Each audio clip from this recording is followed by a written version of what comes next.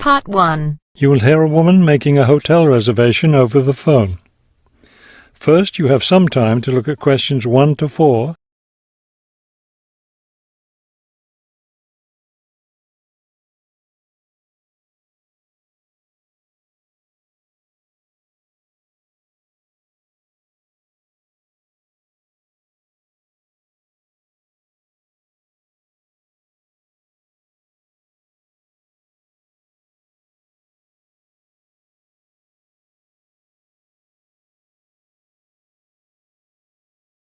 Good afternoon, Grandview Hotel.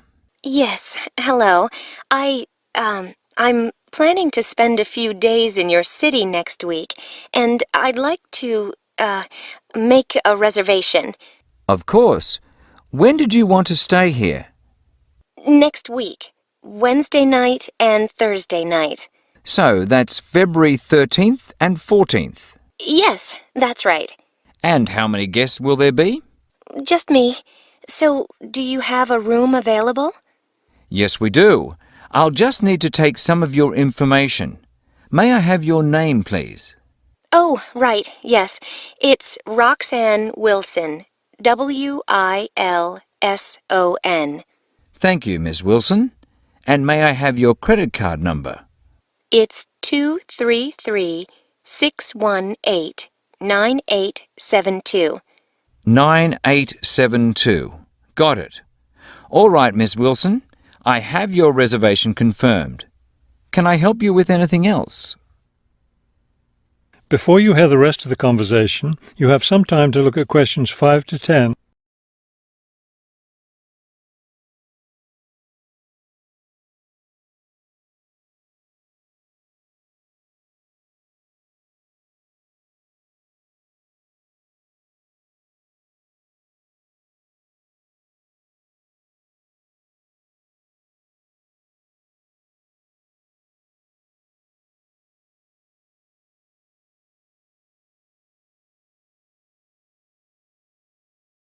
Now listen and answer questions 5 to 10. Well, yes, I was wondering, since I'll have a couple of free hours Friday morning before I leave, is there anything interesting to see close to the hotel? Do you like museums? The art museum's very close by. I love museums, but not art. Can't stand it. I've heard your city has a very interesting science museum, though. Yes, but unfortunately it's closed in the winter. Are you interested in shopping? Sure, I love shopping. Are there any good stores nearby? Yes, we have a large shopping mall just 2 bus stops away. You take the bus to Monument Square, and it's just half a block from there. Just look for the post office, and you'll see the mall entrance next to it. Fabulous. What about lunch? I hear your city has good restaurants. Yes, there's a nice restaurant very near. It's just across the street from the park. Sounds good. I can have lunch, then walk in the park afterwards. I have one more question. What's the best way to get to the hotel from the airport? Subway is the fastest, of course. There are buses, but they're quite slow. I'll be arriving quite late, after 10 p.m. I thought I might have to take a taxi. The subway runs until midnight. Oh, good. Then I'll do that. Will there be someone at the hotel front desk that late? Oh, yes. The front desk stays open until 2. That is the end of Part 1. You now have half a minute to check your answers.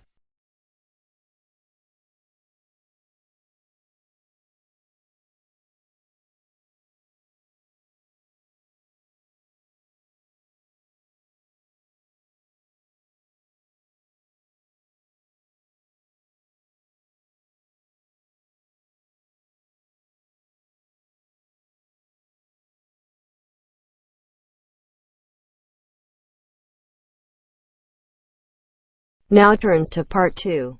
Part 2. You will hear a tour leader giving information about a bus tour. First, you have some time to look at questions 11 to 15.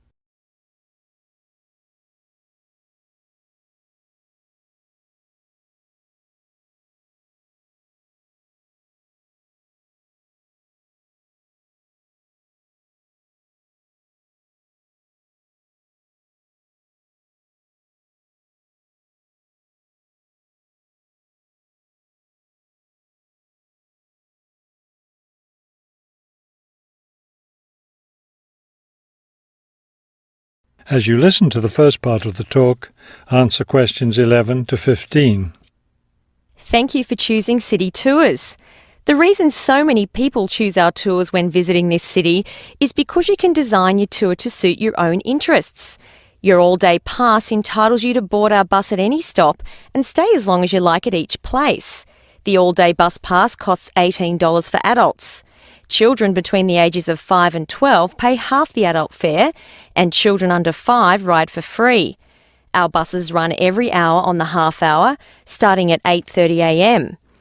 Our most popular tour is the Centre City Tour, which goes to all the major attractions in the centre of the city.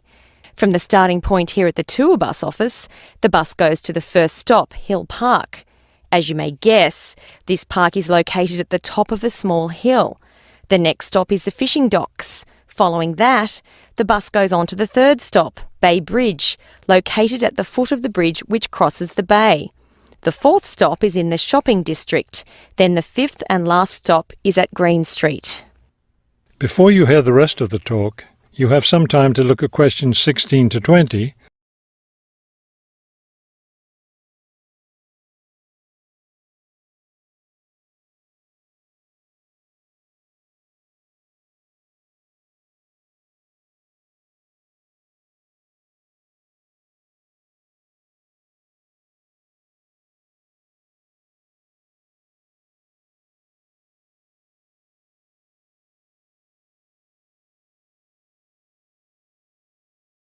Now listen and answer questions 16 to 20. There are many interesting things to do and see on the Centre City Tour. At the first stop, you can enjoy a spectacular view of the bay, the city, and especially of the fishing docks, which are located at the foot of the hill. At the second stop, you can walk around and look at the boats. Fresh fish from the bay is also for sale here, since this is the place where the fishermen bring in their catch. The next stop is where some of the city's finest seafood restaurants are located, so you might want to plan a lunch stop here. You can eat fresh fish here, prepared in the traditional local way. The fourth stop is, of course, where you can do your shopping. Don't miss the opportunity to purchase some of our city's famous handmade baskets. You'll want to take several home as souvenirs of your visit to our city. Finally, at the last stop on the tour, you can visit one of the oldest buildings in our city, the theatre. This building was built over 400 years ago and is still used today as a place to see plays, musicals and other performances, as well as our annual film festival. That is the end of part 2. You now have half a minute to check your answers.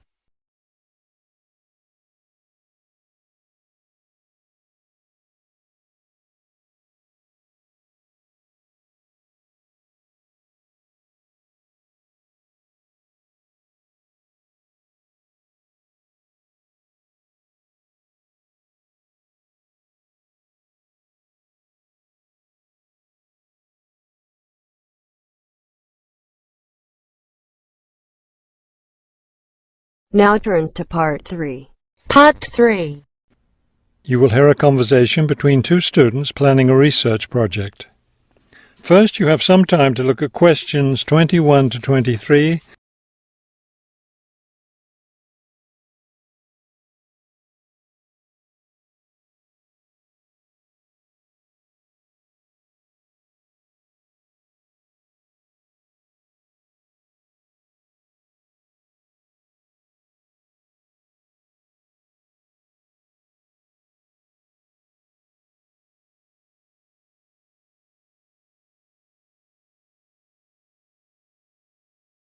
As you listen to the first part of the conversation, answer questions 21 to 23. We'd better start planning our research project because we don't have much time left before it's due. I know, only 3 more weeks. Is that all? I thought we had more time than that. Well, let's get to work then. Okay, so we agreed we're going to interview shoppers about their spending habits. Did we decide to conduct our interviews at the department store? We haven't decided anything definitely yet, but I think the shopping mall would be a better place. We'd get more of a variety of shoppers there. Yes, that's a good point. So let's do that. How many interviews did the professor say we had to complete? She said at least 30. That sounds like a lot, doesn't it? Yes, but if we divide it up between the two of us, that's just 15 each. That's not so bad. Before you hear the rest of the conversation, you have some time to look at questions 24 to 30.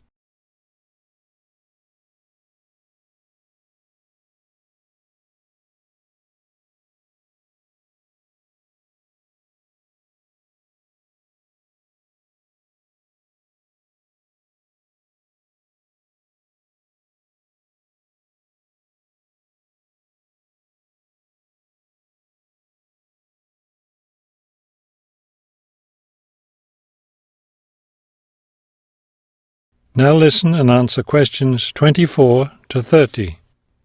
Okay, so I guess we'd better start designing our questionnaire. Well, we have to do some reading first, don't we? Didn't we say we were going to compare our results to the results of a government study? Right, the government study about how the economic crisis has changed people's spending habits. We want to see if we get similar results. Yes, so we'd better read that first and then design our questionnaire. Then I guess we'll be ready to go out and interview shoppers. No, don't you remember? The professor said she had to approve our questionnaire first before we actually conducted the interviews. Oh, right. So we'll get her approval and then conduct the interviews. I think a Saturday would be the best day for the interviews because everyone's out shopping then. Right. We'll do it on a Saturday then. And let's also plan to get together the next day to analyse the results. It's best to do that while everything's fresh in our minds, don't you think? Sure, that sounds like a good idea. Okay, so then we're going to have to present our results to the class. Do you have any ideas for that?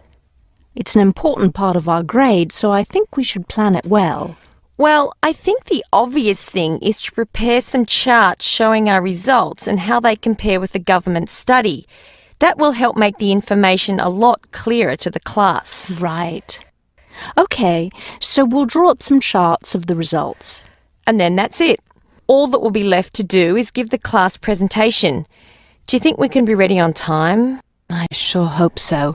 Let's get started now. That is the end of part 3. You now have half a minute to check your answers.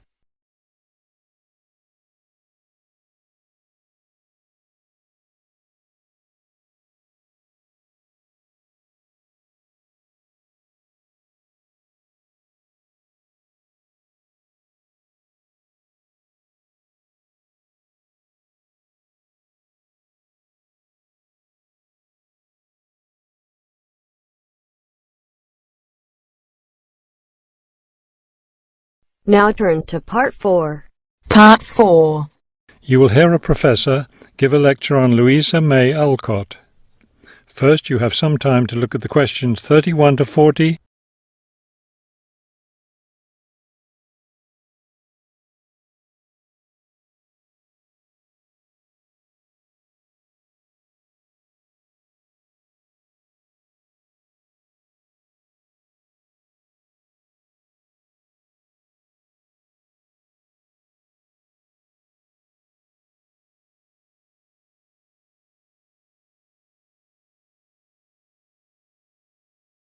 Now listen carefully and complete the timeline in questions 31 to 40.